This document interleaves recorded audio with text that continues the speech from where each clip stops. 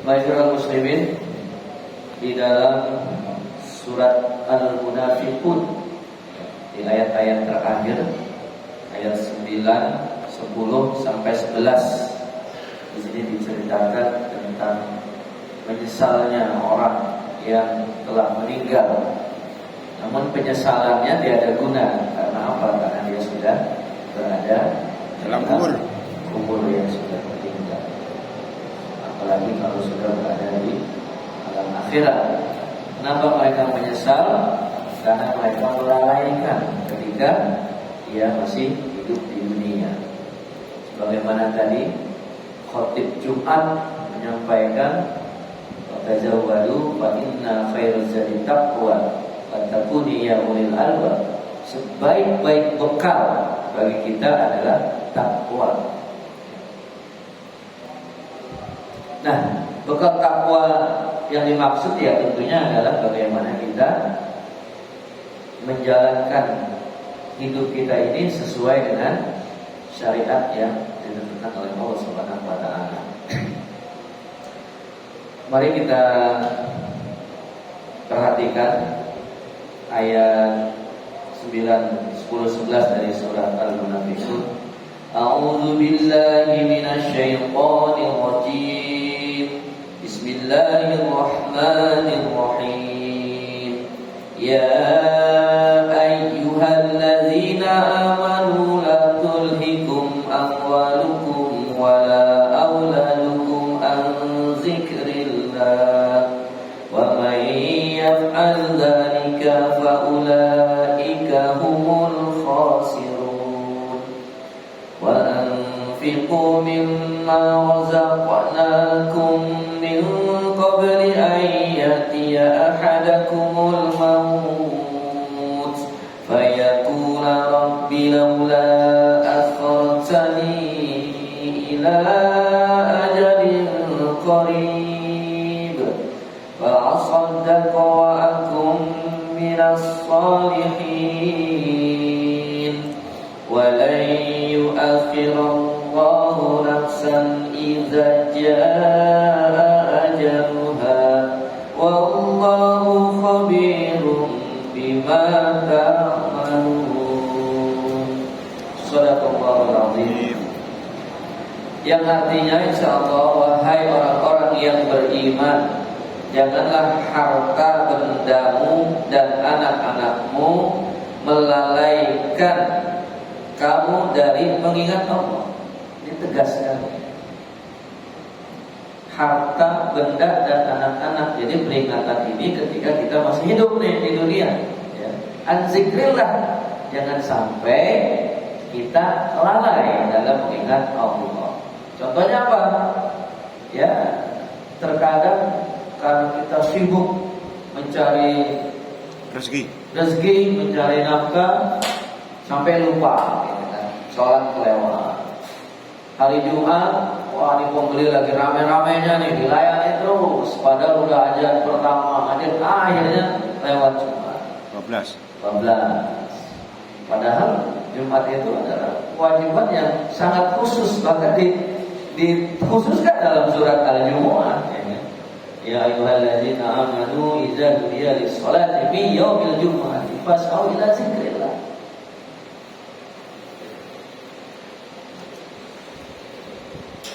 Dan barang siapa berbuat demikian, maka mereka itulah orang yang rugi ya. Jadi jangan gara-gara anak ya, misalkan anak kita sampai membuat kita lalai. Artinya banyak orang ya, orang tua ya, contoh kita bukan maksudnya menggibah, tapi kita ambil saja lah untuk sebagai ibroh ya. Kasus yang sedang viral ya, yang orang tua terlalu memanjakan anaknya, apa segala diminta itu diberikan, akhirnya anaknya pergaulannya kebablasan, menganiaya anak orang lain sampai hilang ingatan, akhirnya anaknya penjara, dan akhirnya orang tuanya pun juga tersandung kasus juga. Nah, itu kan artinya gara-gara anak kita lalai akan Allah. Lalai dalam arti kita tidak memberikan pendidikan agama kepada anak kita, sehingga anak kita tidak menjadi anak yang soleh, tidak menjadi anak yang bertakwa sesuai dengan tuntunan syariat. Nah, di sini dikatakan barang siapa yang lalai kepada Allah dikarenakan anaknya, hartanya dan lain sebagainya, mereka itulah orang yang rugi. Makna rugi di sini kalau dalam konteks hari akhirat itu cuma satu, neraka. Adalah orang yang ditempatkan di dalam neraka. Karena di sana nggak ada tempat tiga ya, surga, neraka, nggak ada nih antara surga dan neraka, tengah-tengah gitu kan. Kalau lagi ke bagian angin surga enak, bagian angin neraka, oh panas. Kalau nggak surga ya neraka. Berarti ketika di sini dikatakan mereka itu orang-orang yang merugi, berarti mereka orang yang dimasukkan ke dalam api neraka. Dan infakkanlah sebagian dari apa yang telah kami berikan kepadamu sebelum kematian datang kepada salah seorang di antara kamu. Nah, kenapa diinfak? Sepertinya memiliki kekhususan ya kan? Amalan infak di sini. Dan infakkanlah sebagian dari apa yang telah kami berikan kepadamu sebelum kematian datang kepada salah seorang di antara kalian, di antara kita ya. Karena infak itu adalah salah satu amalan yang memberikan pahala jariah. Walaupun kita sudah meninggal, ketika sesuatu yang kita infakkan terus memberikan kemaslahatan dan kemanfaatan kepada umat, sepanjang itu kita akan mendapatkan pahala. Contoh misalnya karpet nih ya, yang diumbang karpet, walaupun nggak seorang ya patungan katakan. Berinfak diberikan karpet. Karpet ini setiap hari dipakai sholat jamaah. Ratusan jamaah yang sholat menggunakan karpet ini. Dan dipakai bertahun-tahun ya, selama karpet ini masih dipakai, pahalanya mengalir terus kepada orang yang menginfakkan sebagian hartanya untuk memberikan karpet. Jadi nggak apa-apa kita milih-milih infak atau sedekah yang akan mendatangkan pahala jariah. Lalu dia berkata menyesali, ya Tuhanku, sekiranya Engkau berkenan menunda kematianku sedikit waktu lagi, maka aku datang bersedekah dan aku akan termasuk orang-orang yang saleh. Ya kan? Ini manusia ini setelah dia tahu bahwa ketika dia sudah berada di dalam akhirat, oh ternyata dia termasuk orang yang merugi, maka dia berkata seperti itu. Wa yaqula rabbi laula akhartani, maka mereka berkata, wahai Rabbku, Tuhanku ya, sekiranya Engkau bisa memberikan kepada ya, waktu ya, sedikit saja sehingga aku bisa bersedekah, maka aku akan bersedekah dan aku termasuk orang-orang yang soleh. Ya kan? Ila ajalin qarib, sampai ajal yang dekat. Jadi maksudnya dia minta diberi kesempatan nih gitu. Tapi sudah Pak as-sadaqah, maka aku akan bersedekah, wa aku minas sholihin, dan aku akan termasuk orang-orang yang soleh. Berarti kalau termasuk orang yang soleh, berarti dia tidak tergolong orang yang merugi. Kalau tidak tergolong orang yang merugi, berarti di sananya nanti masuk apa? Surga. Surga. Kan tadi udah dibilang ya, kalau dalam konteks akhirat hanya ada dua tempat. Orang yang rugi di neraka, orang yang beruntung di surga. Tinggal kita pilih mau pilih yang mana. Kalau pilih neraka itu mahal biayanya, Pak. Iya. Kalau pilih surga murah. Kalau pilih neraka, kita mau ke diskotik, ke bar, kan mahal tuh, harus masuknya aja berapa duit kan? Kita mau berfoya-foya dengan wanita-wanita cantik, wah itu kan kita jutaan. Tapi kalau masuk surga murah, masuk surga, udah Allah cuma minta 2,5% harta kita untuk diinfakkan, disedekahkan. Sholat tahajud tengah malam, bayar tak sholat tahajud? Ada. Bayar. Sholat berjamaah di masjid, bayar nggak? Nggak bayar.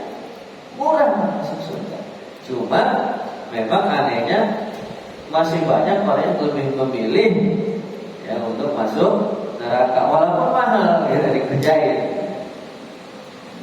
Dan ayat terakhir, wala yu'ajjalullahu nafsan idza jaa ajaluha wallahu khabirum bima ta'malun. Dan Allah tidak akan menunda kematian seorang apabila waktu kematian telah datang. Nah, ini. Jadi sebagaimana yang sering kita dengar bahwa yang namanya kematian itu sudah ditetapkan. Ya, dalam hadis arba'in pun disebutkan.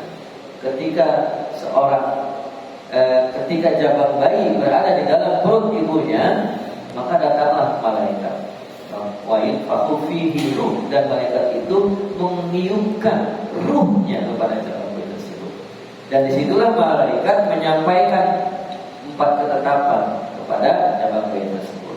Yang rezekinya, senang susahnya, dan salah satunya adalah umurnya, berapa tahun dia bakalan hidup. Makanya di sini dikatakan kalau memang ajal sudah datang tidak bisa ditunda atau dipercepat 1 detik pun. Allahu khabirum bima ta'malun, dan Allah Maha teliti terhadap apa yang kamu kerjakan. Jadi tidak akan luput sedikit pun dari amalan kita, ya, baik itu amal kebaikan ataupun amal keburukan, itu tidak akan lewat ya, dari catatan Allah ya, yang nanti akan diperlihatkan di yaumil akhir ya. Karena Allah Maha teliti. Mungkin ada manusia yang teliti, tapi Allah Maha teliti. Seteliti-telitinya manusia pasti masih bisa meleset ya. Apalagi kalau perkara ya, dalam satu pengadilan, itu hakim-hakim kita kebanyakan nggak teliti ya. Banyak meleset. Kenapa? Licin. Nah, karena licin. Kenapa licin? Karena ada pelicinnya. Nah, banyak minyaknya gitu kan. Itu di peradilan itu kalau kita tahu ya yang namanya jaksa, hakim ya, termasuk pengacaranya juga, di sidang mereka bertengkar, tapi di belakang sidang ngopi-ngopi bareng-bareng, ngopi-ngopi. Masya Allah kan. Yang nyata-nyata udah divonis mati aja bisa berubah. Jadi seumur hidup. Nah kalau udah seumur hidup ya nanti dapat remisi, ya kan? Berbuat baik, ya paling 5 tahun. Itu benar, belum tentu ada di tahanan. Bisa jadi orangnya nggak ada. Seperti narapidana Gayus Tambunan, Gayus Tambunan politisi, Gayus Tambunan diponis sekian puluh tahun. Orangnya nonton tenis di Inggris, nonton bola di Eropa dan sebagainya. Nah, baik. Oleh karena itu, Bapak-bapak yang dirahmati Allah Subhanahu wa taala, marilah kita jadikan ayat ini sebagai betul-betul sebagai peringatan kepada kita, jangan sampai nanti kita menyesal ketika kita sudah berada di alam akhirat. Ya, karena tadi dikatakan kalau ajal sudah ditetapkan maka tidak bisa ditunda 1 detik pun. Ya, jadi kalau malaikat pencabut nyawa, malaikat Israel itu salah satu sifat malaikat itu adalah patuh, tidak akan pernah membantah perintah Allah. Nah, Israel simpulan sudah waktunya, kontrak sudah cabut nyawanya, siap, tak bisa. Jangan merasa yakin nanti saya mau tenang aja, di sana ada orang dalam.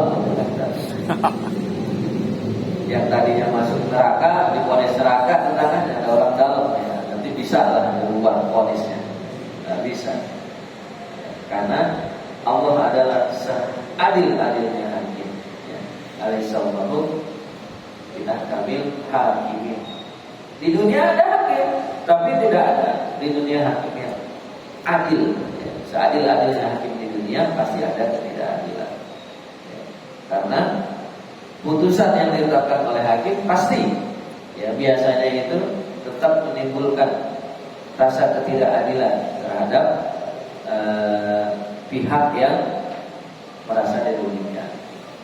Nah, mudah-mudahan dengan mentadaburi ayat ini bisa menjadikan kita orang yang selalu ingat akan kematian, sehingga jangan sampai kita menyesal seperti apa yang dikatakan atau disampaikan di dalam ayat ini. Maka mulai dari sekarang ya, kita jangan lalai mengingat Allah karena harta dan anak ya, dan juga jangan sampai kita tidak bersedekah atau tidak berinfak, karena sedekah atau infak itu adalah salah satu amalan yang bisa memberikan pahala jariah. Pahala jariah artinya pahala yang mengalir ya.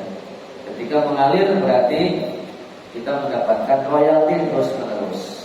Wallahu a'lam bishawab. Mudah-mudahan bermanfaat bagi kita sekalian. Astagfirullahaladzim. Astagfirullahaladzim. Astagfirullahaladzim. Amin. Muhammadin. Amin. Amin. Amin. Alhamdulillahirabbil alamin. Alhamdulillah. Ya Allah wa lakal hamdu kama yanbaghi li Amin. Muhammad. Allahumma fil lana wa li walidina. Amin. Allahumma hab lana min azwajina wa dhurriyyatina qurrata a'yun waj'alna muttaqina imama. Rabbi ij'alna muqima as-salatana wa min dhurriyyatina rabbana wa taqabbal du'a. Allahumma zidna rizqan wasi'an wa ilman nafi'an wa amalan mutaqabbalan wa rizqan wa tijaratan tabur ya arhamar rahimin. Subhanallahumma wa bihamdika asyhadu an la ilaha illa anta astaghfiruka wa atubu ilaik. Wassalamualaikum warahmatullahi wabarakatuh. Waalaikumsalam warahmatullahi wabarakatuh.